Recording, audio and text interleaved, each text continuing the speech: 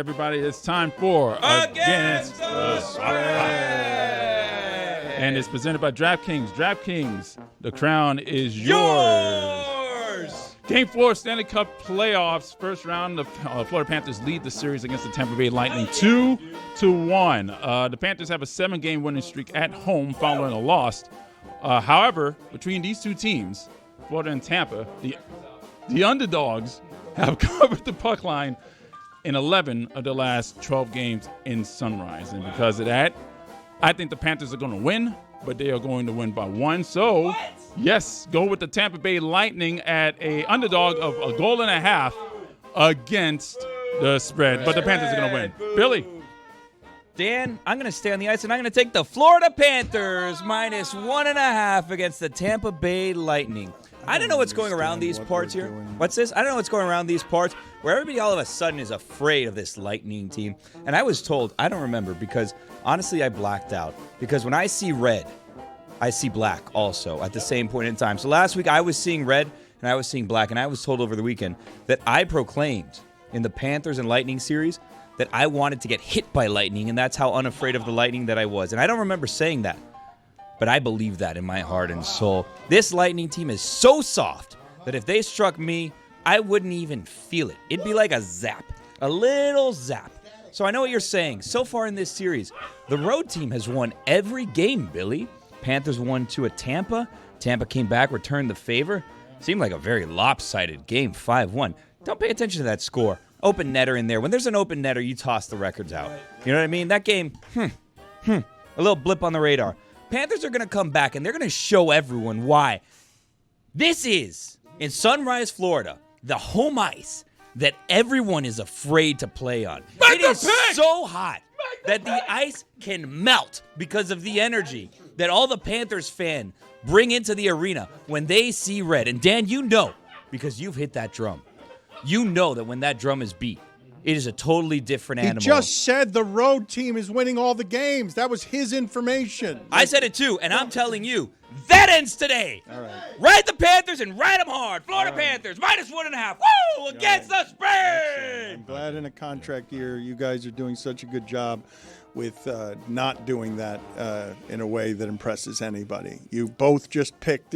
All you guys do is make homer picks. Like that, you guys just pick the home team to always. No. I told you guys all year long. My NHL picks have been on fire this year. I've been telling you guys, Ducks fly together all year long. Now, unfortunately, the Ducks aren't in the playoffs right now, so I can't take the Ducks. But tonight, we're on the bandwagon, baby. Woo! Roy, don't try and defend your pick by saying I only have the Panthers winning by a single goal. Like you're trying to prove to me what a homer you're not by always picking the Panthers to win. Listen, they're not going to cover tonight, Dan. I'm sorry. Right. Hell yeah, they are. All right, but Billy says they are. So about. you've got you guys got different picks. Anyone want to pick Tampa? Anyone? I dare you. No. Okay. Roy picked Tampa technically. No, he didn't. I think Tony Tampa. has a game. He did not pick Tampa technically. He picked Florida technically to win. He said flatly he thought Florida would win, but not to cover. Yeah, exactly. It's a 1.5 goal spread, so he took the spread. If this is the money line, it'll be different. Okay. You have to explain gambling to you, Dan? Thank you guys for all your help. Yes, yes, you guys are such great gamblers that I want all of your advice because we get it, and it's so clearly all important information. I have one over at the association if you want.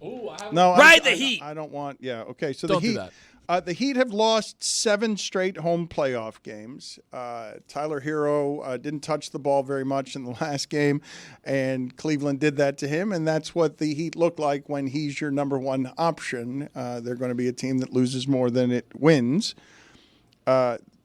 Darius Garland did not play for the Cavs after saying that they targeted Tyler Hero, and in his place, Sam Merrill went 0 for 3, no points, and it didn't matter.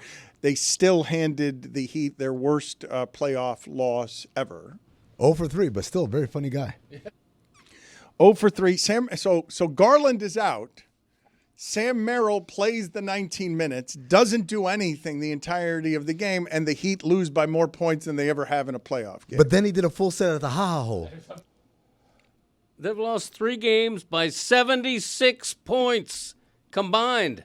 I don't know whether quantifiably this is the most lopsided playoff series ever, but in my mind, It is not. In my memory, it is. It is not. I think there's the 37 Oklahoma points. City Memphis This one. year? Yes, just Other side of the bracket. yes. The other series.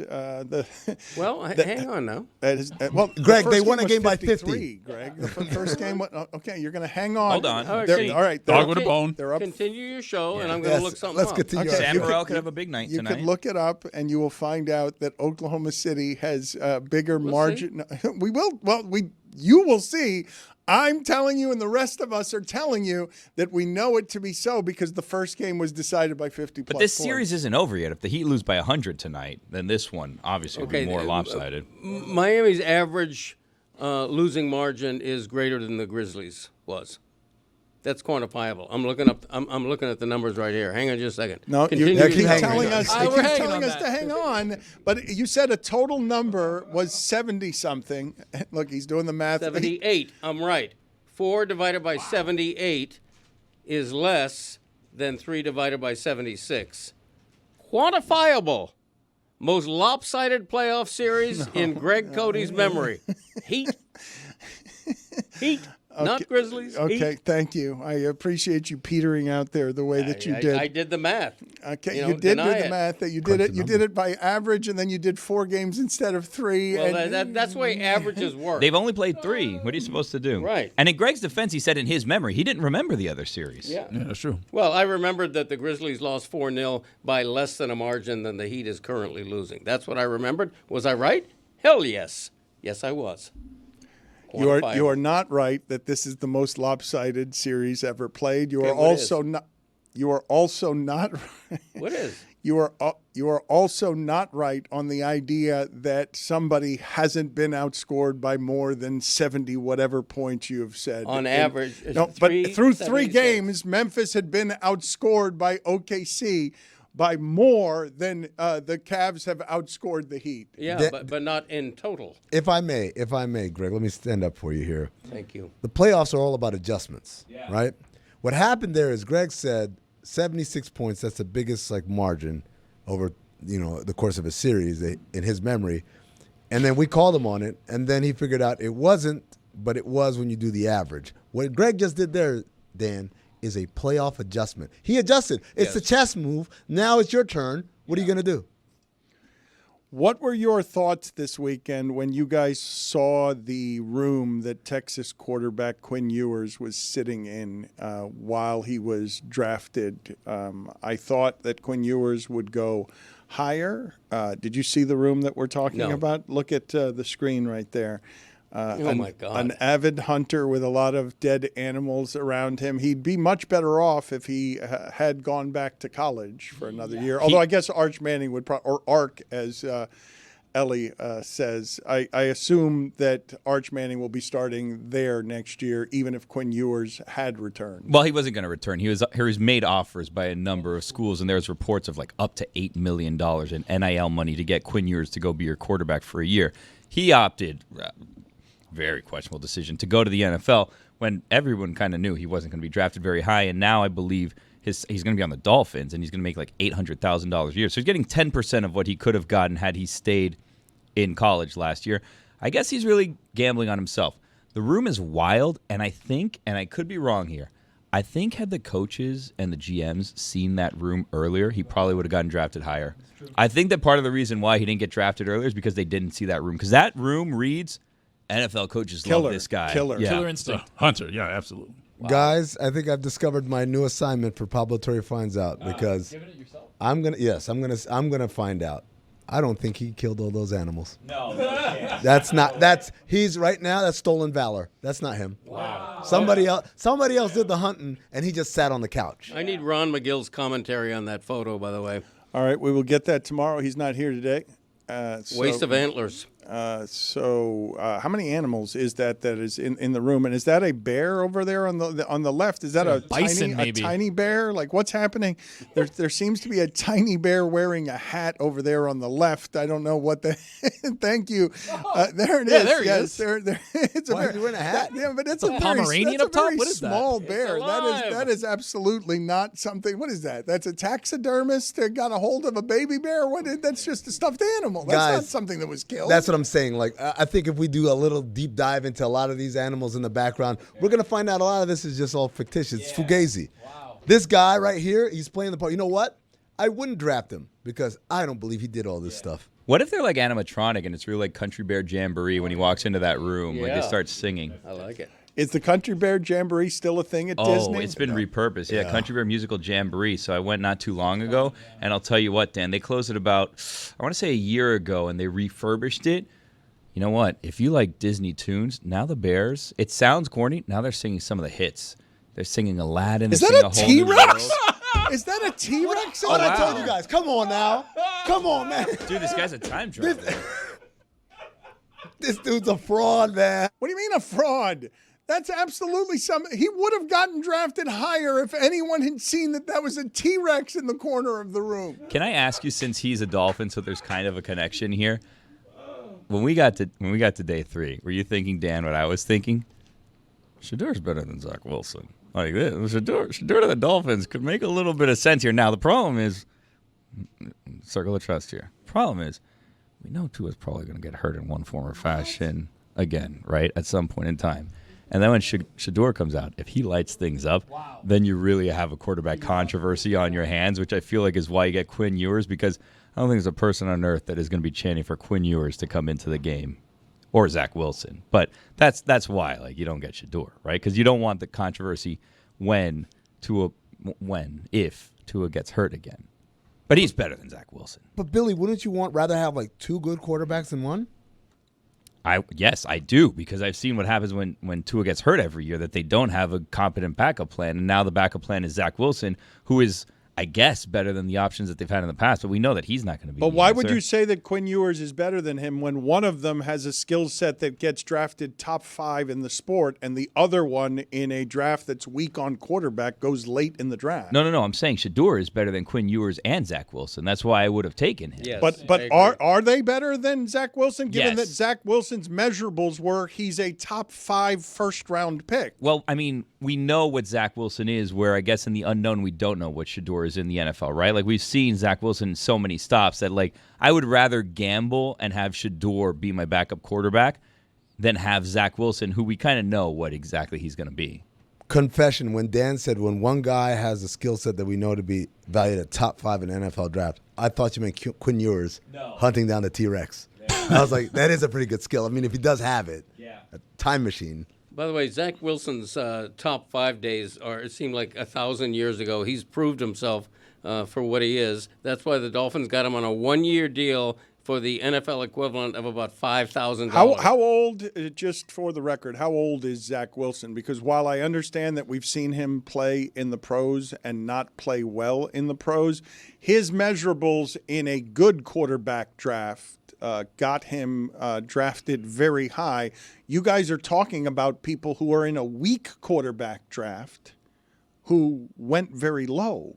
Yeah, but they went low in Shedeur. He fell historically. But even if he'd been taken highest, even if he'd been taken the highest that anyone had taken him in any of the drafts, 9th from the Saints, he still would have had a skill set less good where the measurables are than Zach Wilson. But the measurables can be deceiving, right? Like Mel Kiper famously said that if Jimmy Clausen didn't work out, he would retire. And he didn't retire. He's still doing this. So, like, you can only really go by the measurables for so long. Zach, we've seen, it just hasn't really worked out for him. It didn't work out for him at the Jets once. It didn't work out for him at the Jets a second time. Then he goes to Denver. It doesn't work out there. Now he's over here. And they're paying him a lot. They're paying him $8 million when in the past, like, the Dolphins haven't spent on a backup quarterback, which is why they've been in the spot that they're in. I'm just saying, had they gone for, I understand why they didn't, because you don't want to have Shedeur as your backup, especially when you have Tua that is your franchise guy. You paid him all of that money last year, but the fan base, honestly, is still very split on if Tua is the guy or not, even though they gave him all the money. So I understand why you wouldn't bring in a guy like Shedeur just to add, fuel to the fire of, hey, if Tua's struggling a little bit, we have Shedeur here who can be better. But on the flip side, devil's advocate, I would rather take a chance on Shedeur Sanders than on Zach Wilson should something happen to Tua. Well, I love the Ewers pick because it's very late. They spent hardly anything to get him, and Zach Wilson has a 1-year contract, so Ewers is on the practice squad. He's learning, he's marinating for a year, and then he's very likely to be the backup. Zach Wilson turns 26 in August, so he's still young. I find funny always the fact that you've seen someone fail in the pros, you haven't seen the other one fail in the pros, so you believe that the other one you haven't seen is more capable of avoiding failure, even though the way that we measure these things, empirically, the way that we measure these things, Zach Wilson is more valuable, not just in the contract he signed, but where he was drafted than the two people you guys are talking about. I mean, but yeah, like if I see Ted Bundy and I see Ted Lasso, I'm going to go with Ted Lasso because I know Ted Bundy's a serial killer. Maybe Ted Lasso's capable of killing, but I haven't seen him do it yet. So I know for sure one of them's a serial killer. Like, I know one of them isn't very good in the NFL. You know, one of them played for the Jets, and no one is good there. Yeah, but he also played for the Broncos. Yeah, and the Broncos weren't very good before he was there, and they weren't very good immediately after he was there. They were a playoff team last year. No, with the But they got team. Bo Nix. With the Yeah, team, Bo with, Nix yes, played. when they got Bo Nix and a different team the following year, yes, they were better. But no one played quarterback well for the Broncos the year that Zach Wilson tried to play quarterback for them. Yeah, but Zach Wilson also went to Sean Payton, quarterback guru and fixer, and he's gone after a year. And they got Zach Wilson out of the bargain bin for a 1-year deal, which tells you nobody else wanted him. There was nobody competing to sign Zach Wilson who wouldn't have taken a 1-year deal for peanuts. I'm not going to sit here and Peanuts. argue Yes. that Zach Wilson is good. That's not the argument that I'm making. Seems like it. No, Quarterbacks in the NFL next year are going to be wild, right? Like, you have Justin Fields is probably going to be starting for a team. He's going to be starting for the sure. Jets. Right now, if there isn't, which there very much appears to be, some sort of secret deal between the Steelers and Aaron Rodgers because nothing makes sense as to why they didn't really take an actual quarterback, Mason Rudolph is not going to be starting for the Steelers. So it seems as though, like, there's a, handshake, wink agreement that Aaron Rodgers is going to end up there because he's been secretly talking to Tomlin. Because why else would you be rolling out Mason Rudolph as your starter? I'm guessing that Aaron Rodgers is hurting today watching the Packers in the first 3 rounds take 2 wide receivers and a tackle. Like, it's Not great. Like, oh, now you do it. Do you think there's anything that will ever happen where Aaron's like, maybe it was me?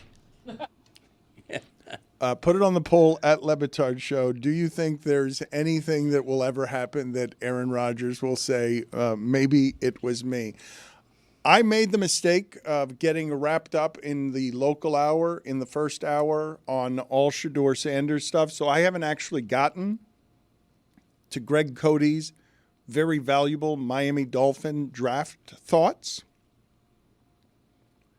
The Miami Dolphins do not do sexy things with the draft, so it's fullbacks and defensive linemen, fat guys taken too early, with the added bonus of a snarky Barry Jackson of the Miami Herald, who is now officially fed up, saying the Dolphins will hold tryouts for cornerbacks at 2 a.m. outside of a Sonic.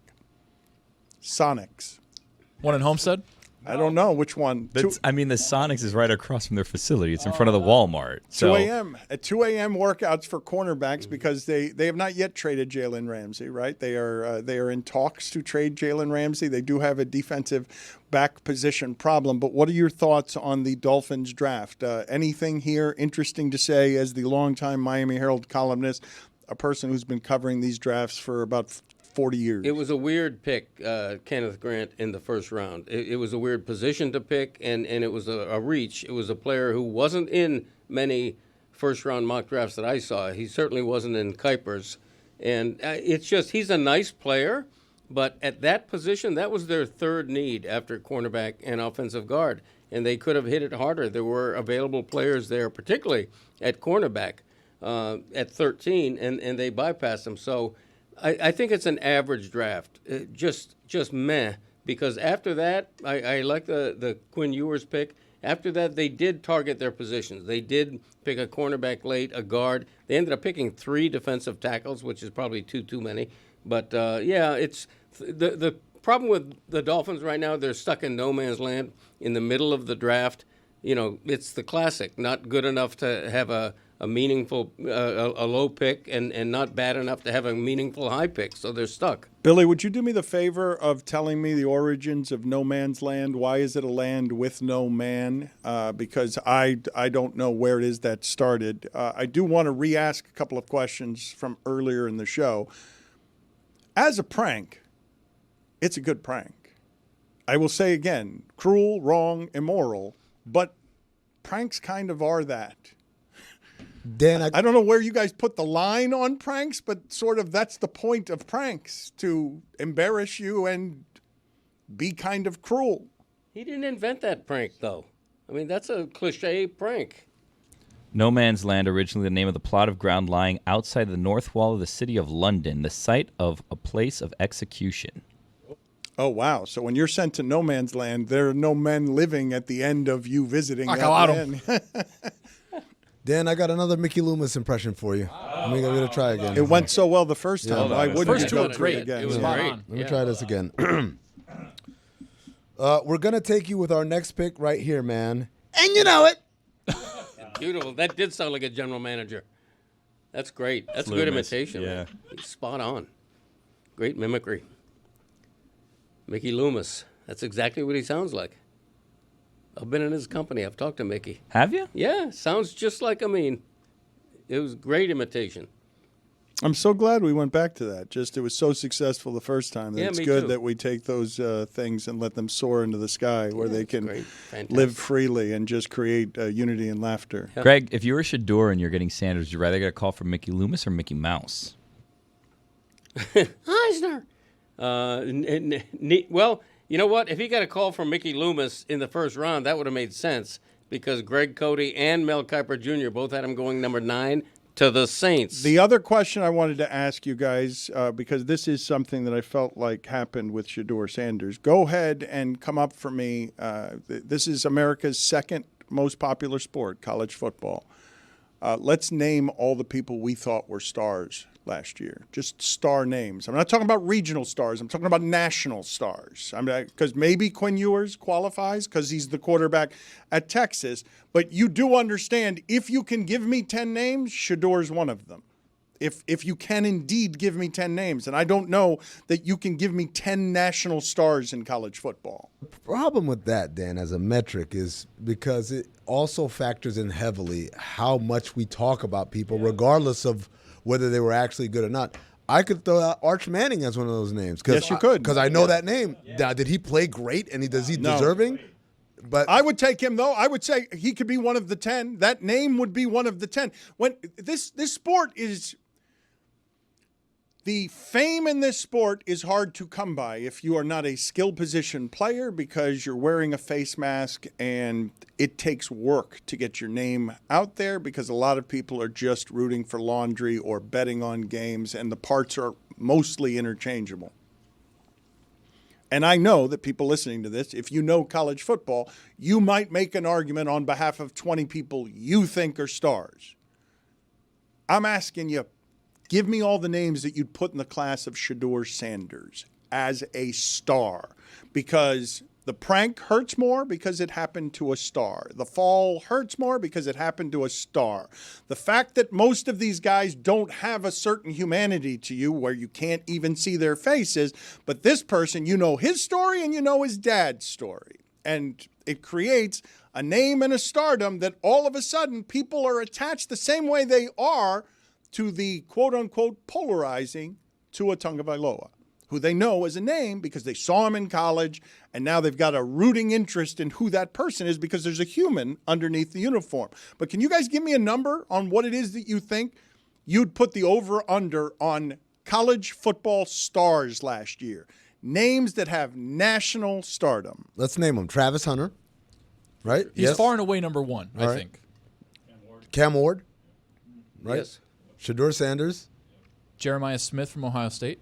You have Ashton Genty that everyone was talking about, but isn't necessarily It's a basically star. the guys at the Heisman ceremony. Yeah, but what does star power really have to do with the draft? Oh, I'm just saying the reaction to everything that happened. You're seeing something unprecedented happen because it's a player that's falling, but it's not a random player. It's a player from your second most popular sport, one of the 10 guys that you think of as having a fame. And really, there are only 2 or 3 guys that is there.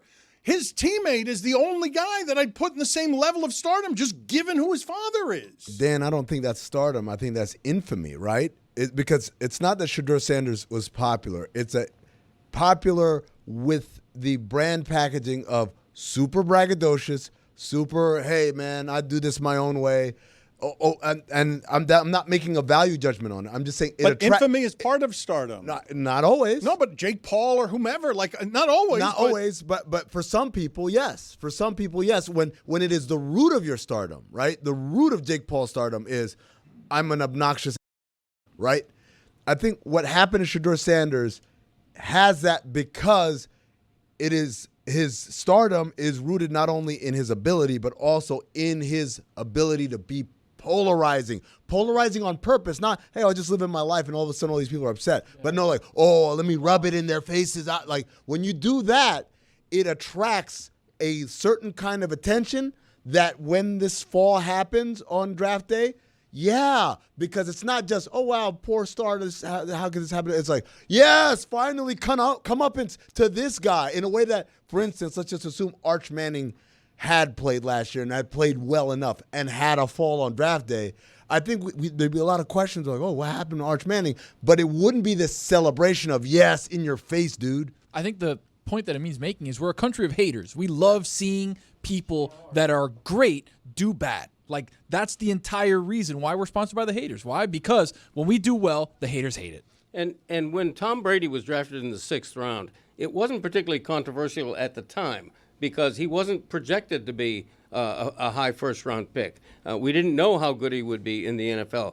With Sanders, he was projected to be a top 10 pick for most of the draft buildup, and then he just systematically went down and down and down. And because of who his father is, he's a bigger name than he otherwise would be because he's on the team with the two-way Heisman Trophy star. There's more spotlight around Shedeur than there otherwise would have been. So that's why he's a big star. Greg, you can almost say, like, people didn't really know who Tom Brady was, right? Like, he was Right. playing 2 quarterbacks at Michigan. Like, he was there half the time. Yeah, for sure. And social media was basically zero. There Right. was nothing. So with Shedeur Sanders, with the 24-hour media cycle, with social media, with him making rap songs, with his dad being Deion Sanders, with him flashing a $70,000 watch on the sidelines in full uniform to Colorado State's crowd or Arizona State's crowd or whoever it was, it's like the level of notoriety is just so much higher now that this is rife for things to happen. And he's also in the NIL era. He's one of the first big national stars in the NIL era where all of a sudden it's not a scandal if a guy has a Mercedes-Benz or a Bentley because they're entitled to now. LeVar Ball prepared us for all of this. He did. This is the only difference. The only difference between the Ball family and the Sanders family is that Deion Sanders was great as a player and is great at his job right now, whereas LeVar Ball was just great at talking, Clown. Right? Oh well, let's not use derogatory language like that. He was Professional talker. He's a professional talker, Professional right? clown. Entrepreneur.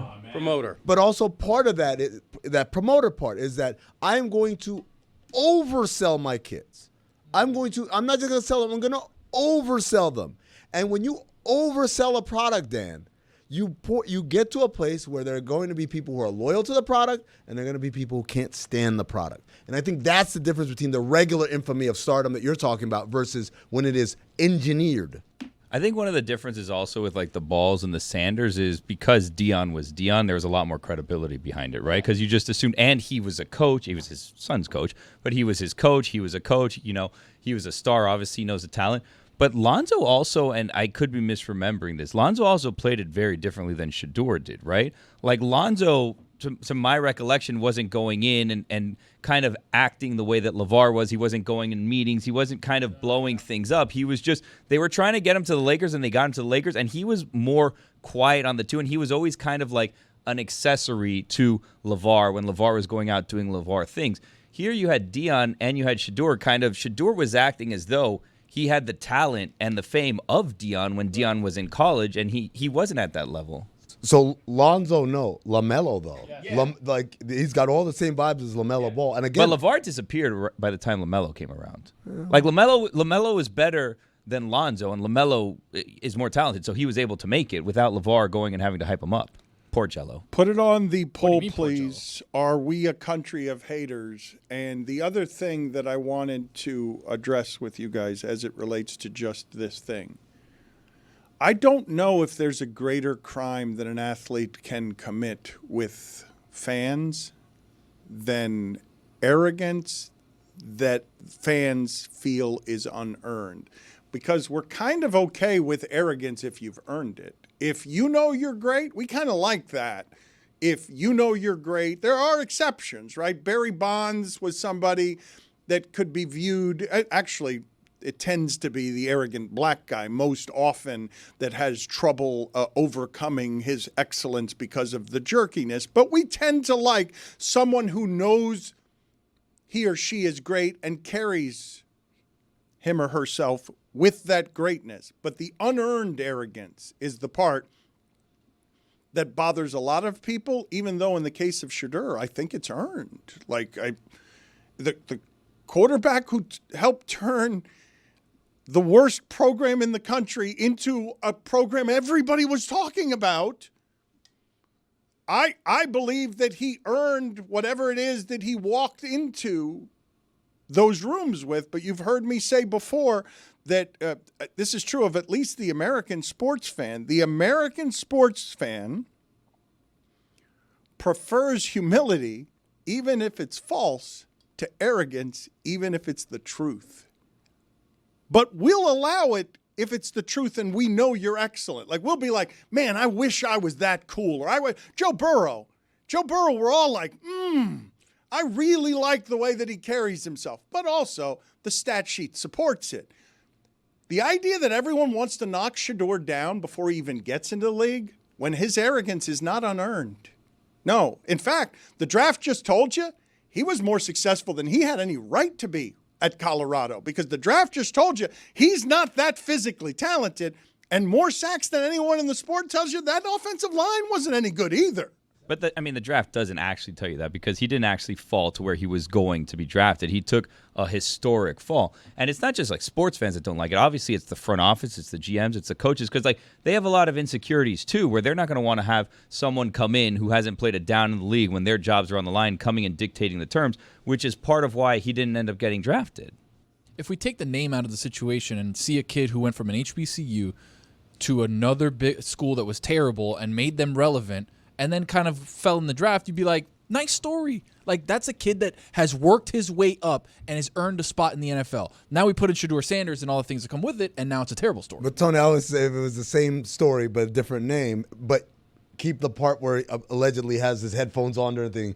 Keep the part where allegedly he has his entourage there, and they're like, It changes things, It's yes. the same. It's not his name. It's what Dan said earlier. We thought Deion Sanders' name was going to help him, and it didn't. It didn't save him out of this. But this is something, though, that, God almighty, the baggage that we consumers bring to all of this. One of the great compliments that I've gotten in my career for something I've written came from Steve Kerr, because I was writing about the 2010-2014 Heat, and I was saying if we took this story, pay cuts, sacrifices, everything, wrapped it in the American flag and made it the Olympic team, America would absolutely root for those guys as a symbol for our American arrogance and greatness. But because of all of the baggage that we brought to that discussion and this one, what ends up happening is Shedeur Sanders gets prank called, and some people enjoy that he got his comeuppance, as Amin tried to say.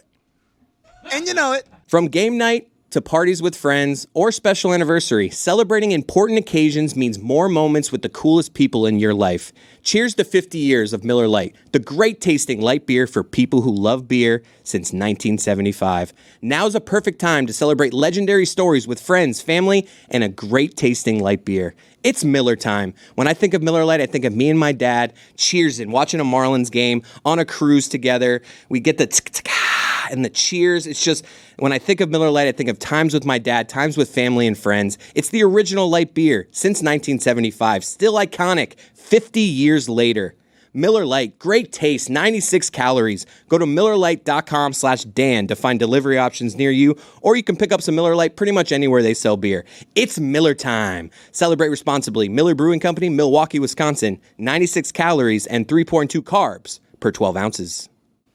Cortez has texted me, Parakeet Cortez. He says, speaking of prank calls, good time to remind the audience that you once published Lou Holtz's phone number in print. Imagine if you did that now. Look at Roy with his mouth hanging open, shocked. You did that? I did it in the school newspaper, the Miami Hurricane. It was just his office number. Oh, well. It wasn't his home number. It was just the Notre Dame campus number. Okay. You can get away with that. I don't know. Could you? Yeah, not the home Public number. knowledge, right? Yeah, I mean, they do it for Congress people, right? They got Hasn't the worked out for office number. Taylor Lorenz. That is correct. We will get to Juju, as I mentioned, in a second, but I just wanted to show you the late Pope's accommodations, the way that the power of the Pope surrounded himself with the barest of amenities. Now put on the screen what some other people were showing, which is Joel Osteen's property.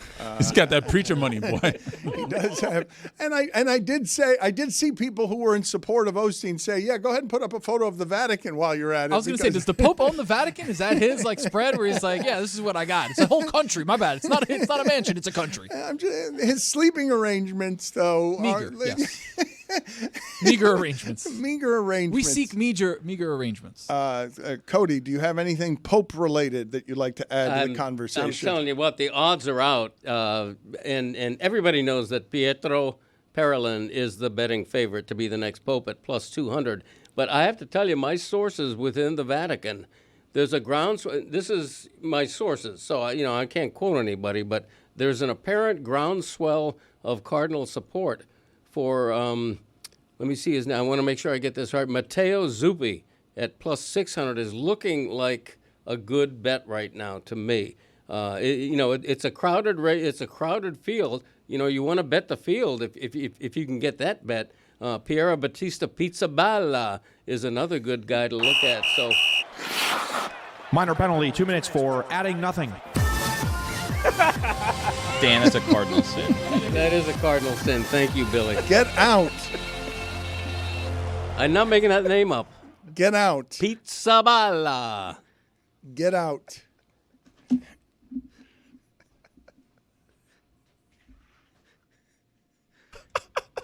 Cardinal support. We're not done. You're done. Go to the penalty box.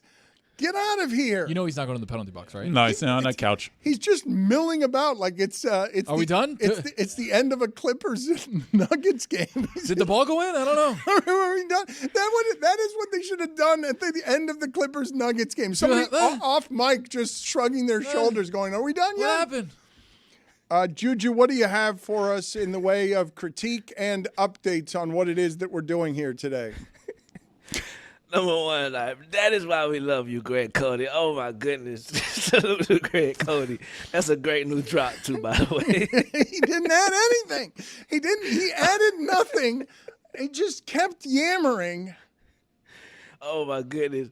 I want to add to the famous numbers pantheon. Number 42 in baseball. Yeah. I see that 42. I think of one person. Yep. That's the big dog, Jackie Robinson. You feel me? Also, 21 on defense in football. I mean, I know it's Freudian right now, but I think of Dion. You dig it?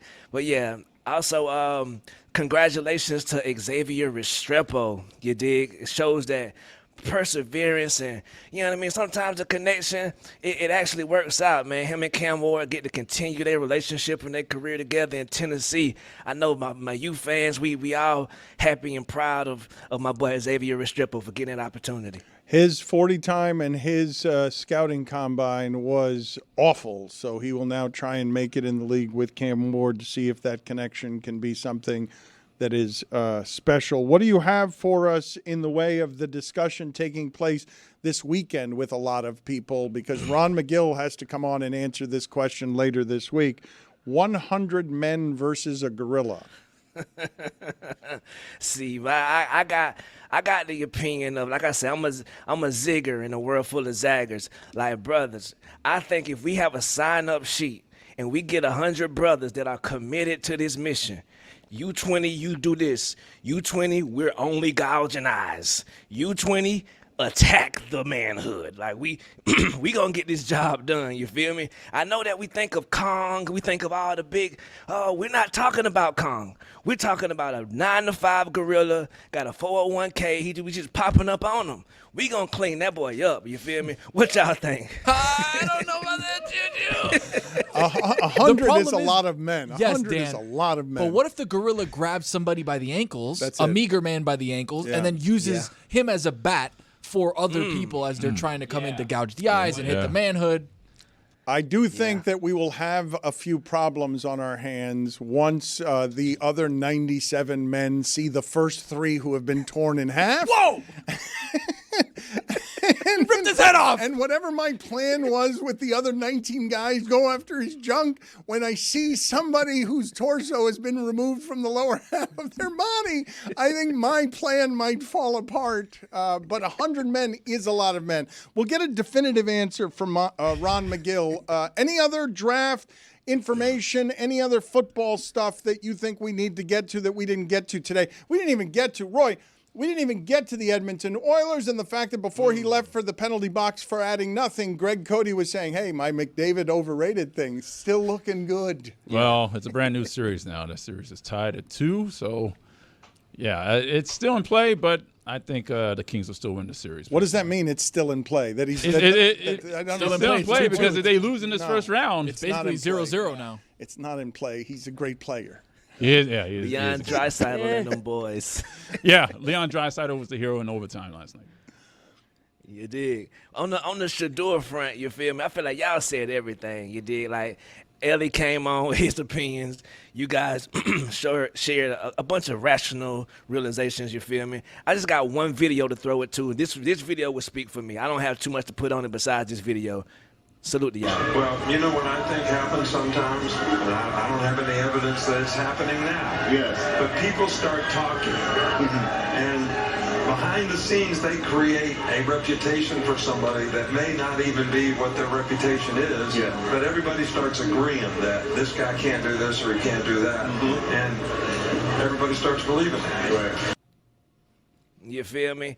That's pretty much how I go, dog. Like, we be debating and all this stuff. We don't know what the hell happened in these rooms. We taking the word for it from somebody, you dig? So I'm just happy for my brother to get a chance in the NFL to prove these folks wrong. Now, we can't look at the past no more. The draft happened. Now, onwards and upwards. And he got high-ass Dylan Gabriel to compete with, Joe Flacco, Deshaun Watson. Like, it's a good opportunity in that room if you really about it and make it your mission to be the number 1 quarterback. I wouldn't choose any other team to get that chance for. You feel me? Kenny Pickett is also in that room as well, and I didn't know before Poznanski said it earlier that they had a quarterback in that room that they cannot waive contractually, that they have to keep. I didn't know there was such a thing as a quarterback in that room with those 5 names. Those all felt like names that you could waive, but evidently there's one that can't be waived. And the reason that I don't think it's a good opportunity isn't just because it's a Brown, it's because you've got 5 other people taking snaps there, and this isn't who the coach wanted. Like, this is clearly not the guy the coach wanted, and that becomes a hard ask if a guy's not going to get his reps there. Yeah, but I think with Shedeur Sanders, he's going to get some benefit of doubt for having fallen so far relative to what people thought just a month before the draft. I think if he shines, absolutely kills it during minicamp prior to training camp, I think all of a sudden he's getting a lot of snaps along with the other players. I just don't think he's going to get that many snaps with 5 quarterbacks all having to get the snaps. I know, but when you look that's the same mentality y'all got with these gorillas. I'm telling you, go for the junk, go for the eye gouges, and you will find yourself QB1. But then they rip the head off of the one guy, and then he's like, wow, his brain's splattered. He's throwing a human head at me. Just and I'm bowling like, ball. I was not expecting for you to take Tony's head and throw it at me. Like, he and I got in, we had a plan. It's like, Tony, you and me will go for the junk, but now it's his screaming head being thrown at me by a gorilla. Now what do I do? Touche. Polls, please, Juju, at Le Batard Show. What do we have to update here? If your name is Jax, are you more likely to get into trouble? 97% of the audience says yes, you are. Damn it. Atlanta Falcons, it's always y'all. Goodness gracious. Do you trust anyone that scrapes all of the cheese off of their pizza? 96% of the audience says no, they do not. Wow. That is Mel Kiper Jr. scrapes all of the cheese off of his pizza. Do you guys agree with me that, and this is not an indictment of Mel Kiper Jr. himself, but that the people of the industry where they make their money with the meat market of projecting young players, that is an unusual group of people? Do you agree with that, Greg? If you're a Mel Kiper? Oh, hell yes. That the people who do this for a living, where all they do is the projection of these things, it's a mindset that is a little different than the average mindset in a sports media career. I think it's absolutely true. I mean, these nuts are literally watching film as if they're a coach. They're watching film. They're analyzing film. I can imagine that in the build-up to the draft, Mel Kiper Jr. is probably talking to 15 or 20 sources a day, as is Diana Rossini, but at least she doesn't do a mock draft. But, yeah, I think it's a crazy man's profession. I really do. Can we say that McShay is closer to normal than most of these prognosticators? Perhaps, but still closer to abnormal than normal. Like Greg Cody does mock drafts, closer to normal, but yeah, a little, I ain't looking that kind of thing. I ain't looking at film. Are you kidding me? The Greg Cody Show featuring Greg Cody this week with Stugotz. Yeah, thank you. Thank you. Check it out. Appreciate that. Damn right. And you know it. When you think of the number 7, who do you think of first? John Elway or Michael Vick? This is a big one. 61% of the audience says Michael Vick. Wow, recency bias. It's just young people on the internet. John Elway at this point might as well be that T-Rex in terms of being a dinosaur. His teeth look like it. Oh, damn, man. What are we doing? Oop. What happened there? No. If the Browns had drafted Tom Brady, would he have immediately gone to work at Starbucks? 94% of the audience says yes, he would have. That's a good poll question. I want to see that. Can you be considered great at sports if your name is Eugene? 85% of the audience says no, you cannot. Oh. Eugene Robinson, Mercury Man of the Year, Mercury Morris, pretty good player. Eugenio Suarez. Yeah. I got this question from my brother Billy, which big weekend for FIU baseball last weekend. Neither here nor there. That's right. Pause up, Juju. You know what it is. Yes, sir, I do. Is it a thin line between fashion and slob? 80% of the audience says yes, it is. That's Billy. not true in any way. Dan, that's just not true. You straddle the line. You could be quite fashionable. You haven't crossed that line. I'm yet. a slob. I know, but you're right there. No, I'm not. You could be right there. No, I will never be right there because it's not a fine line. Oh, it's a fine line. It's a gulf. It's a gulf between fashionable and slob. No, I think that it also, and Juju, like you can attest to this, right? A lot of it is also just like your personality. It's your confidence, right? Like you can dress that way, but if you had the confidence, it makes what you're wearing fashionable. I think it's that you have this and you're like, I look like a slob. It's like, no, own it. And then people are like, you know what? I want to dress like you. I had this argument in a locker room with Deion Sanders. Well, I mean, come on. What are you doing there? Like, you're bringing a knife to a gunfight. That's crazy. Why would you have that argument about your fashion versus Deion Sanders? That's insane. Because, like you, he said to me, no, you could wear this mustard-colored suit. You could. In attitude. And I'm like, Deion, I could not. I would not. But because of that right there, you're the one limiting yourself, Dan Le Batard. Yeah. If you put on Deion, you know what? You like to dress up. You should come as Deion one day this week, and you could see that you would actually pull it off. Who knew? Me and Deion, one in the same. No, you're right, Greg. I could not. That's right. You would be laughed at That's wearing right. a mustard That is right. suit. I know. I don't know. Have confidence. Billy thinks that I have the keys to my own prison. No. This is the prison.